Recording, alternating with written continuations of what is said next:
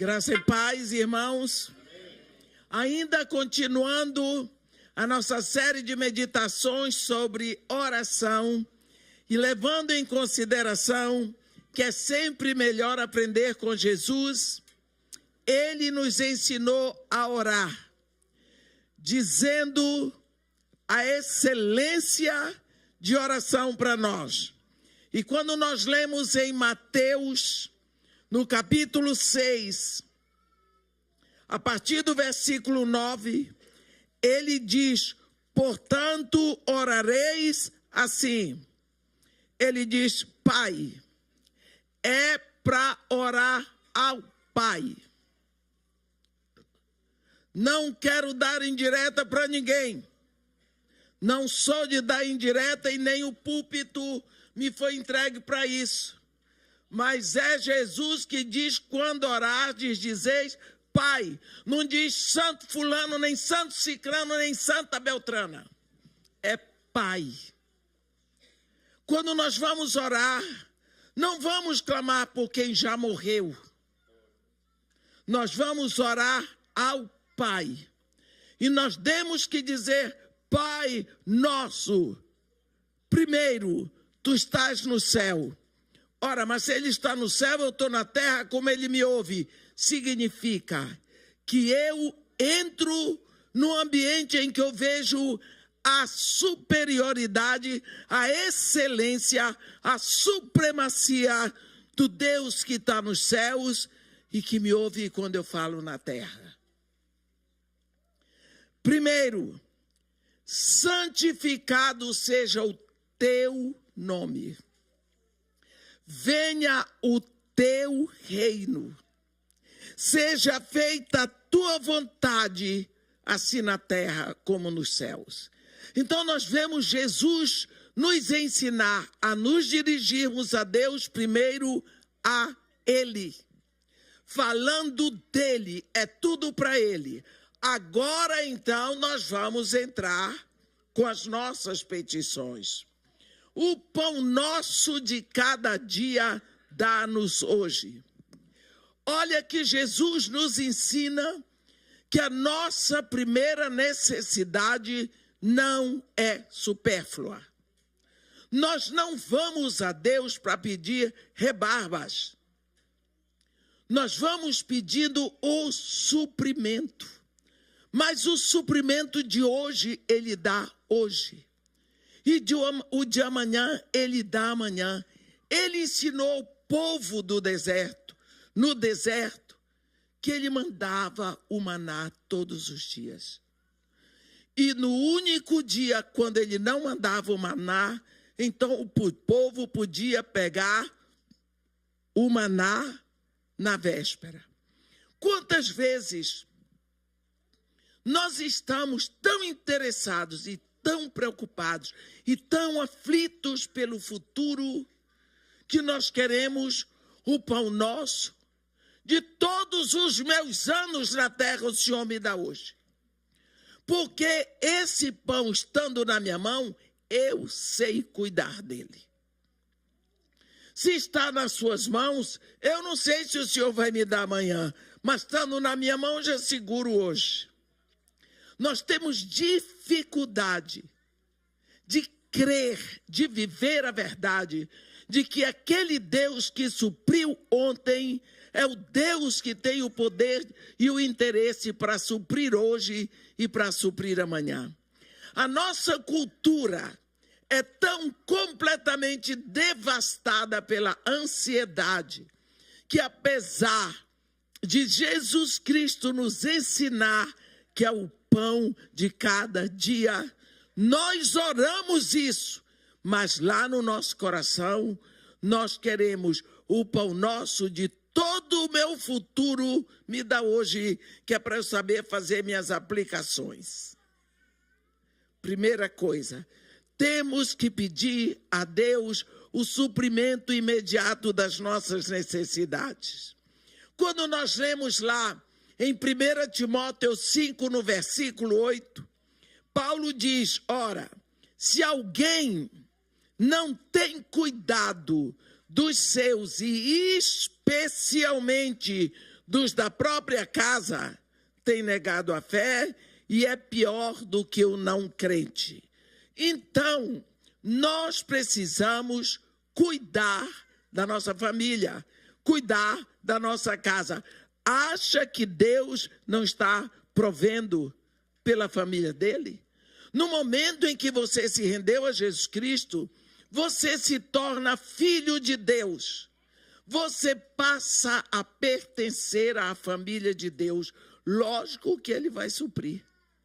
Há um momento em que nós vemos na Bíblia Jesus com alguns exageros, aliás, talvez não seja essa a palavra mais delicada para dizer, mas quando nós olhamos a criação, nós vemos um exagero. A variedade de frutos, de sabores, de cores, de tamanho. Uma das coisas mais lindas que tem é você chegar numa feira no Brasil. Que coisa maravilhosa, que riqueza. E você chega numa feira no Sudeste, uma feira no Nordeste, uma feira no Norte, é tudo tão variado, tão diferente. Tudo o que Deus criou é uma coisa maravilhosa. Agora pense, para quem foi que Deus fez tudo isso? Ele fez para nós. Ele quer que nos deleitemos nisso. Então ele nos deu papilas gustativas para discernir os sabores, ele nos deu visão para nós vermos as cores, ele nos deu olfato para percebermos os perfumes. Tudo isso ele fez porque ele quer ser glorificado no que ele criou. Mas quantas vezes nós vemos Jesus dizer que Deus está tão preocupado em suprir as nossas necessidades, que ele chega a dizer que Deus cuida do corvo. Ora, o corvo é uma ave imunda que só come aquilo que está apodrecido. Significa que Deus cuida de ter carne podre para o corvo comer. Ora, esse Deus que cuida para que a carne esteja apodrecida para alimentar o corvo, será que ele não vai se interessar para ter o alimento para você? Então é preciso você ir buscar na fonte, buscar aonde tem. Vá a Deus para buscar, vá a seu Pai para buscar, mas não vá com ganância. Vá pedir o de cada dia, vá pedir o suprimento de cada dia. Ele diz: o pão nosso de cada dia dá-nos hoje. Como poderíamos ensinar? Como poderíamos ministrar? Como poderíamos influenciar outros se nós não tivéssemos a nossa provisão? Nós precisamos pensar que o nosso Pai que criou todas as coisas, Ele criou para nós. Nós precisamos, como Davi, reconhecer que tudo vem de Deus. Em seguida, Jesus, que agora entrou na segunda parte da oração, e diz: o pão nosso de cada dia dá-nos hoje. Agora ele diz: perdoa-nos as nossas dívidas, assim como nós perdoamos os nossos devedores. Aqui ele chega ao momento em que nós temos que reconhecer que nós sabemos a dor de uma dívida, porque às vezes é muito fácil apontarmos o dedo para o outro quando nós estamos no mesmo pecado. Há um ídolo, digamos assim, na mitologia grega, que ele tem um saco. Aqui na frente ele segura a ponta do saco e o saco fica para trás enorme. Atrás está escrito meus pecados. Aqui na frente diz pecado do próximo. Então, o pecado do próximo, que a pouquinho eu vejo, está sempre diante de mim. Agora, os meus eu não vejo, porque estão atrás. Jesus fala disso quando ele fala sobre o argueiro, não é? Eu vejo a trave no olho do outro, mas não vejo o argueiro no meu. Esse é o grande problema. Ele diz, eu preciso aprender que todos nós somos pecadores. Não é só o meu inimigo, não é só o meu vizinho, não é só o meu amigo, todos nós, e isso inclui a mim, inclui seguramente as pessoas que eu amo. Eu, particularmente, Edmeia, eu aprendi a perdoar, eu tenho aprendido a perdoar, tem se tornado possível para mim perdoar, quando eu olho para Jesus na cruz. Tem uma coisa ali que me chama a atenção. Jesus Cristo estava sendo pregado na cruz. Aqueles algozes, eles eram preparados para aquele momento. Muitos homens iam crucificados. E você pegar um homem para crucificar não é fácil, não.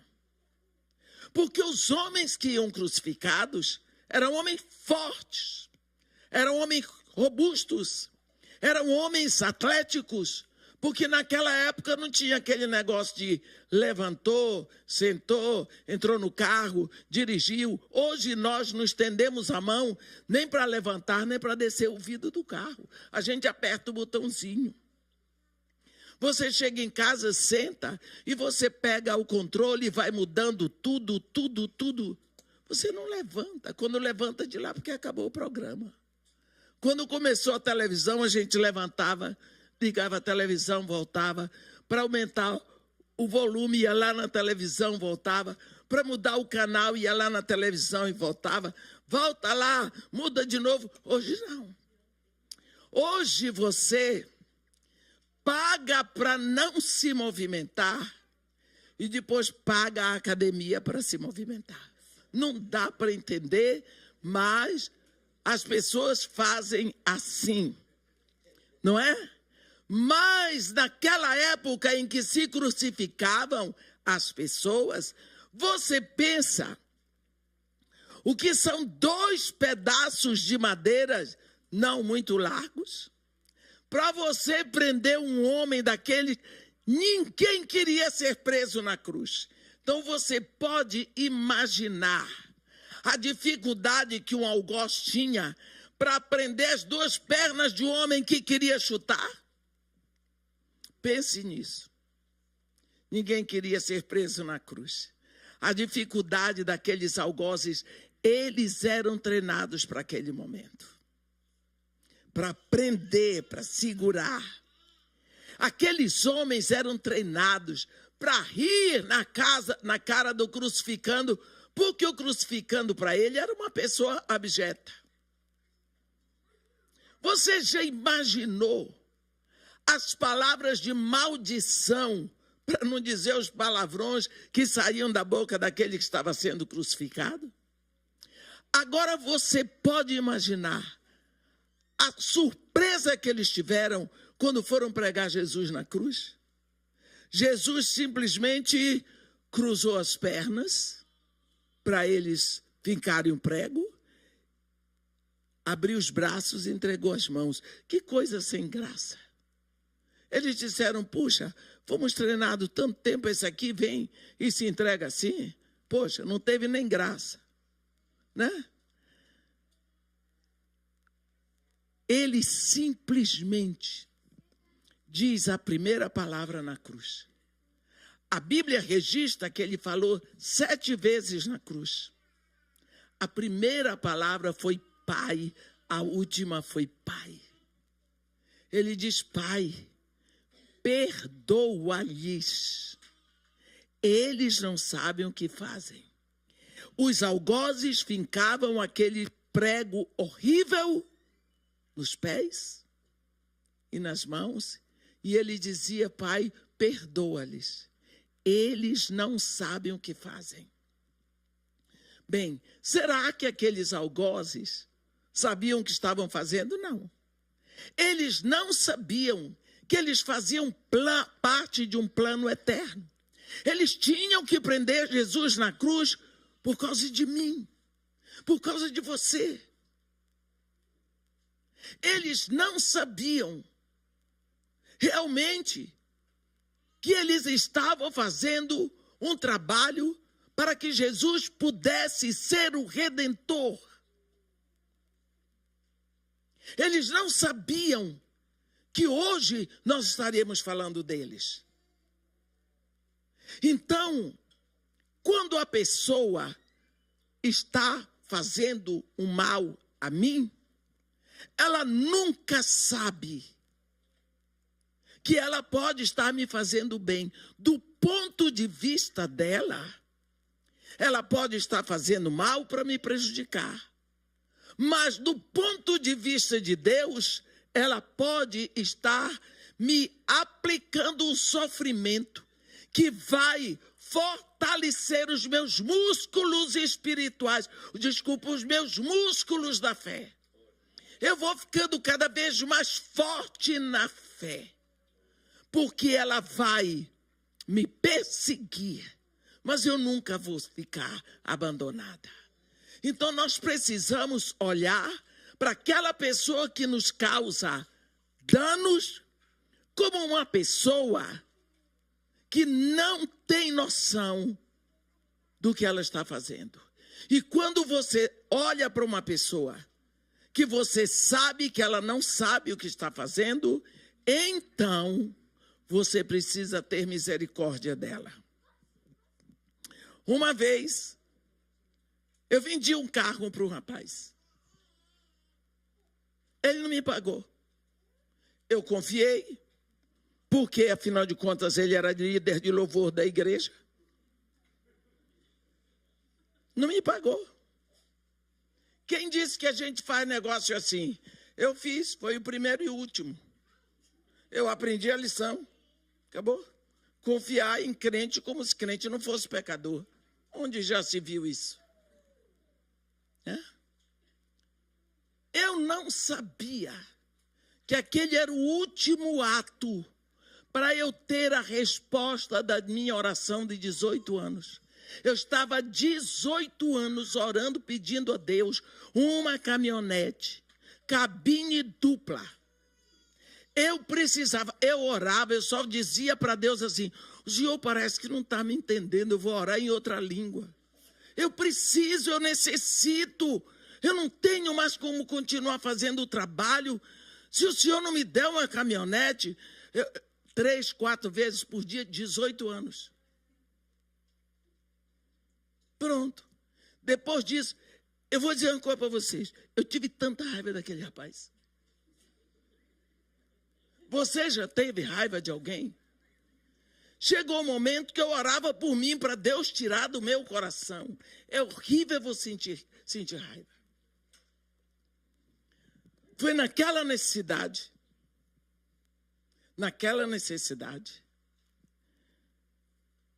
que eu recebi um atrasado do meu marido há muito tempo.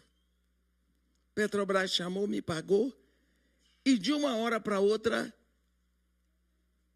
eu distribuí o dinheiro assim, esqueci que eu precisava de comprar um carro. Isso acontece. E eu não tinha a idade que eu tenho hoje, você pensa. Isso foi em 2009. Desci e fui para o Espírito Santo pregar. O pastor disse: amanhã você prega no café da manhã dos pastores.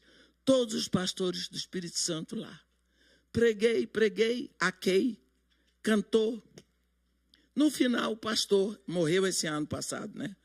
O pastor Aurélio levantou e disse: meus irmãos, a gente aconselha as nossas ovelhas a semear em terra fértil. Vocês conhecem uma terra mais fértil do que a vida dessas duas mulheres aqui? Pois é. Hoje eu quero que essa mulher saia daqui com a maior oferta que ela já recebeu. Na minha cabeça veio 51.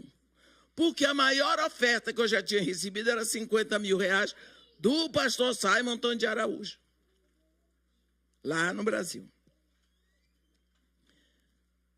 Enquanto ele estava falando, porque tem gente que sabe falar de oferta, eu não sei, mas tem gente que sabe fazer a palavra.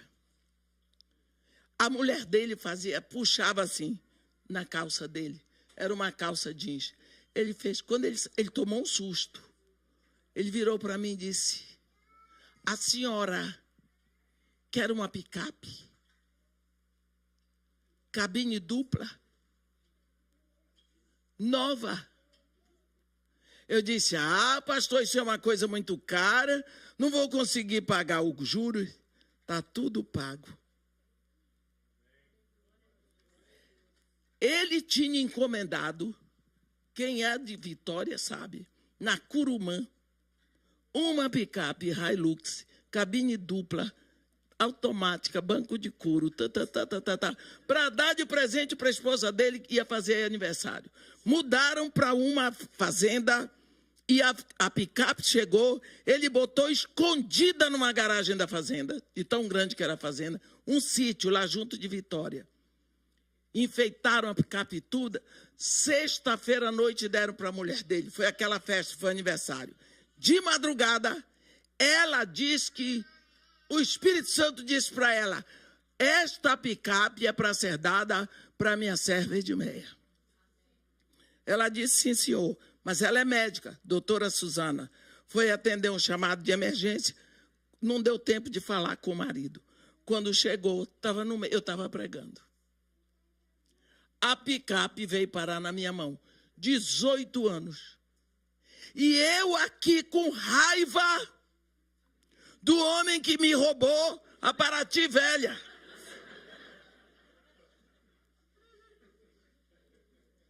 Você está vendo?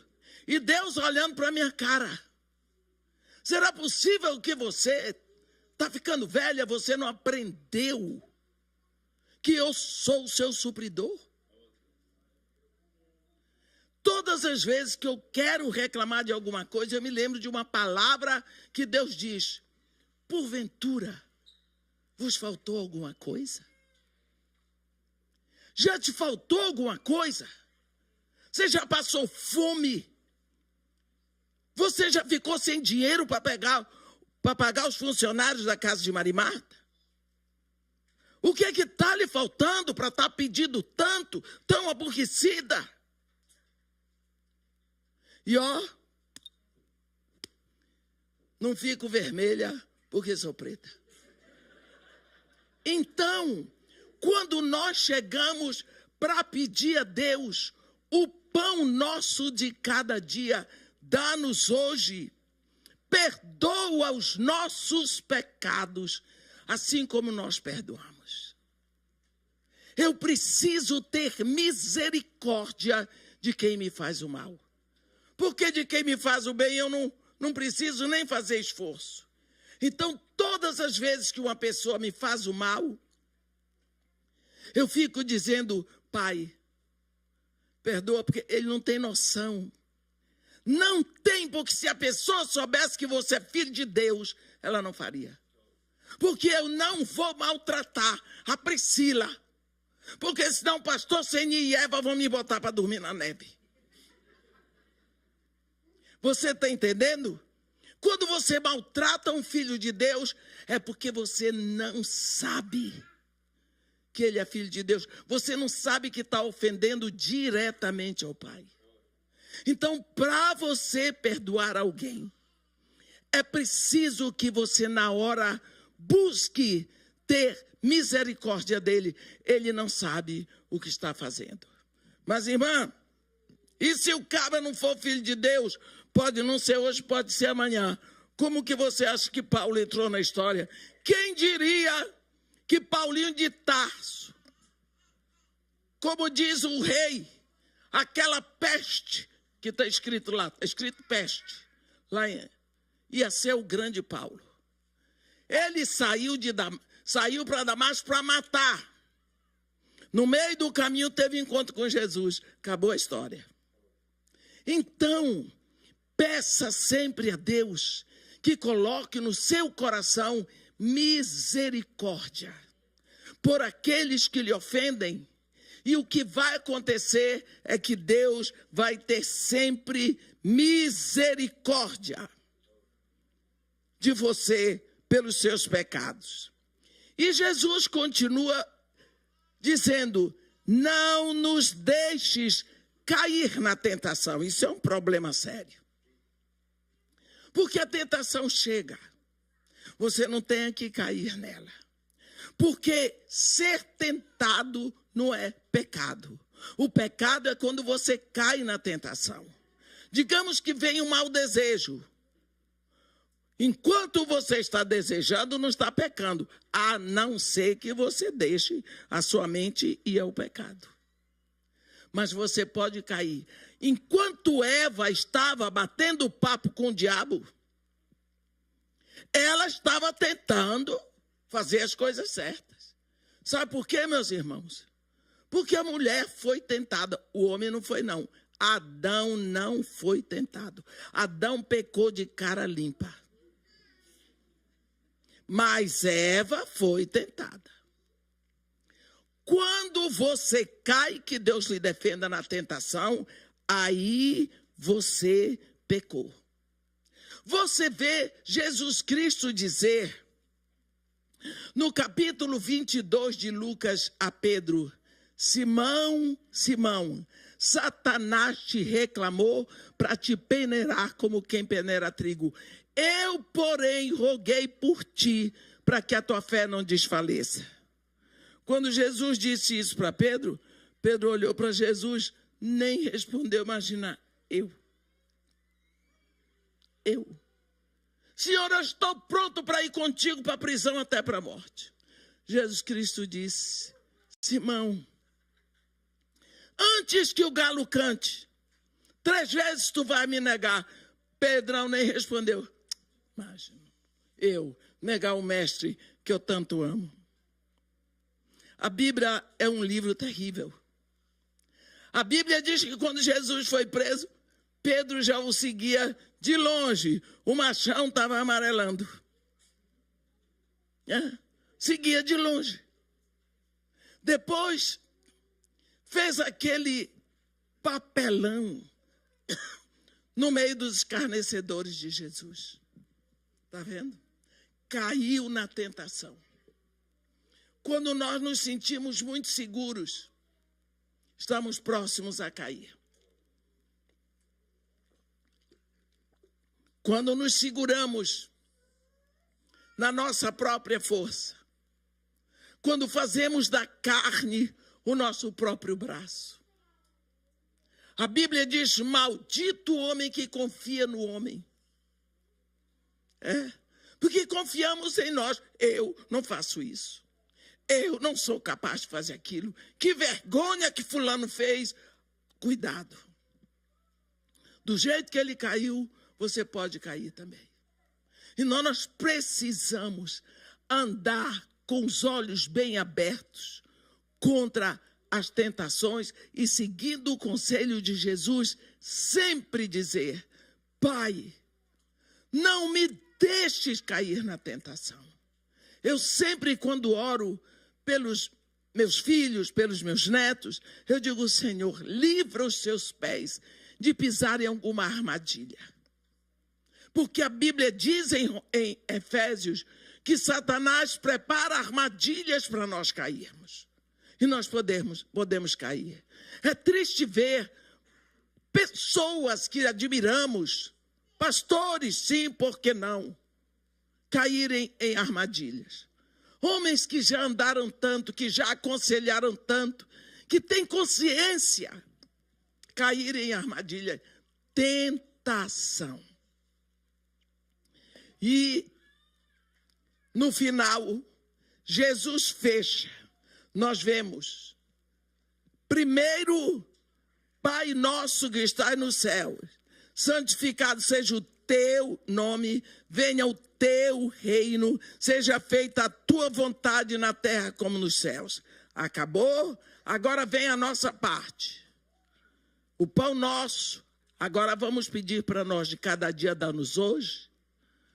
Perdoa os nossos pecados. Não nos deixe cair na tentação. Aí fecha voltando para Deus. Porque teu é o reino e o poder e a glória para sempre.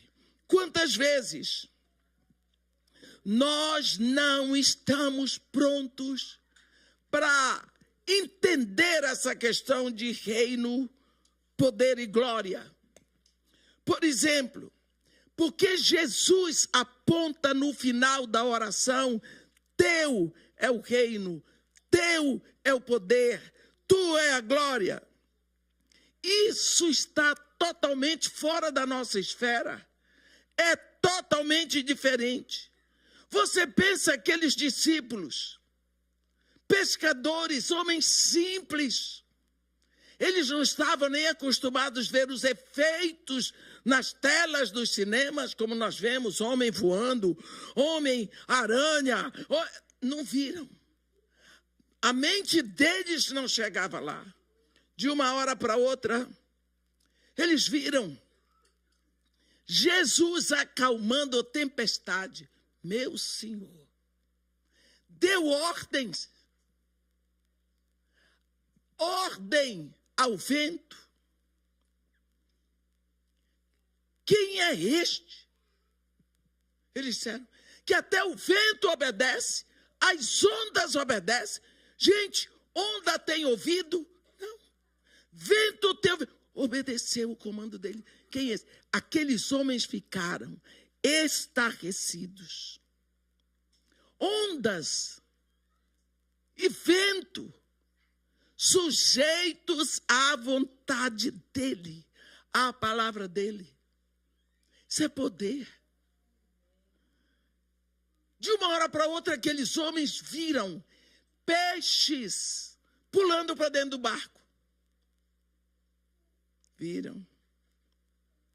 Eles viam demônios sendo expelidos. Na ordem que saía da boca daquele mestre. Ele viu paralíticos pulando, saltando, dançando. Que espetáculo! Olha, eles viram mortos, ressuscitados. O que é isso? Poder. É um reino diferente, um reino em que o rei tem este poder. Meus irmãos, isso não está ao nosso alcance. Isso só quem pode fazer é quem tem esse poder. Acontece milagre. Porque nós não podemos fazer isso, Cocora. Por nós mesmos não podemos. Jesus termina esse ensino da oração, nos chamando a atenção para o que nós não podemos esquecer. Teu é o reino, não é meu, é teu. Teu é o poder, não é meu, é teu. Tua é a glória não é minha, é tua. Então, quando nós fechamos, quando nós nos aproximamos do nosso Pai para orar, não é assim como se o nosso Pai do céu fosse igual ao nosso pai pecador da terra. Ele nos ama, chegou ao máximo de entregar seu único filho por nós e tudo, mas nós precisamos jamais esquecer: teu é o reino, teu é o poder, tua é a glória para sempre. Para sempre. Então, quando nós pensamos oração, Jesus Cristo não nos deu algo quadrado. A oração nossa não é Pai Nosso, não é nada disso. Essa oração que Jesus nos ensina é uma fórmula. É um modo de nos achegarmos, de aprendermos a orar. Daí nós podemos abrir o nosso coração, derramar a nossa alma, abrir a nossa boca e falar com o nosso Pai em termos de excelência. Amém? Que Deus nos abençoe e nos guarde. Que faça resplandecer o seu rosto sobre nós e tenha misericórdia de todos nós. Amém. Ó Senhor Deus, nosso Pai, quando nós nos achegamos diante da sua divina majestade, reconhecendo que o Senhor é o único Senhor de todo o universo, nós quebrantamos o nosso coração. Nós reconhecemos que somos pecadores e o Senhor não é. Mas nós reconhecemos a excelência da sua palavra, a profundidade do seu amor que não podemos compreender, mas nós podemos imaginar que o Senhor está aqui e o Senhor nos ouve. Oh Pai querido, num mundo tão conturbado como é este em que vivemos, nós paramos essas noites para te pedir, ó Pai, por esse momento que vivemos. Ouvimos falar de guerras em todos os lados. Pai, a guerra da Líbia não acabou, a guerra da Síria não acabou, a guerra da Ucrânia, de Israel, da América do Sul, do Paquistão, do Iraque continuam. E os homens querem fazer guerras. Pai querido, nós não estamos entendendo nada. E nós não fomos chamados a entender nada. Mas o Senhor nos disse que é para orarmos pelos nossos governantes. Pai querido, nós queremos entregar nas tuas mãos, clamar pelo teu amor, pela tua graça e te pedir um milagre. Um milagre hoje, Senhor, nós te pedimos. Que a tua vontade seja feita. Porque a tua vontade é boa, perfeita, agradável, ela é completa. Nós pedimos, Senhor, que tu nos perdoes pela nossa negligência, porque nós não temos orado o suficiente. Nem temos orado como convém. Porque na maioria das vezes chegamos para ti só para pedir para o nosso suprimento material. Quantas vezes nós esquecemos de tomar posse daquilo que tu já tens para nós? Ensina-nos a clamar para que tu abras o nosso coração, para nos apossarmos da riqueza que nós já temos em Cristo. Louvado seja o teu nome, tu que és grande, tu que és poderoso, tu que és fiel. Pai querido, nós acabamos de festejar a tua fidelidade na promessa do nascimento de Jesus. Celebramos a fidelidade da tua promessa, mas celebramos hoje também a fidelidade do teu amor, quando olhamos a congregação repleta de irmãos. O teu evangelho, sim, ó Pai, está sendo pregado em todas as nações para testemunho. E por causa da tua fidelidade, nós te pedimos, ó Pai, que em nome de Jesus Cristo, tu desdobres o teu braço sobre o Brasil, sobre Israel, sobre Estados Unidos, sobre Canadá. Desdobra o teu braço, ó Pai, e abre a tua mão em bênçãos, que abram os olhos dos nossos governantes, que eles possam enxergar de um momento para o outro que tu és Deus, e que o momento que vivemos é um momento que se acelera para o final. Te agradecemos pela oportunidade que o Senhor nos deu de passarmos para um novo ano aqui na terra. E te pedimos, ó Pai, que nós possamos crescer em sabedoria, em graça, em conhecimento de Ti, que seja aprofundado a nossa intimidade contigo. E Tu, Senhor, que és o Rei Tu que tens todo o poder, que tu recebas toda a glória. Nós te pedimos isso em nome de Jesus. Amém.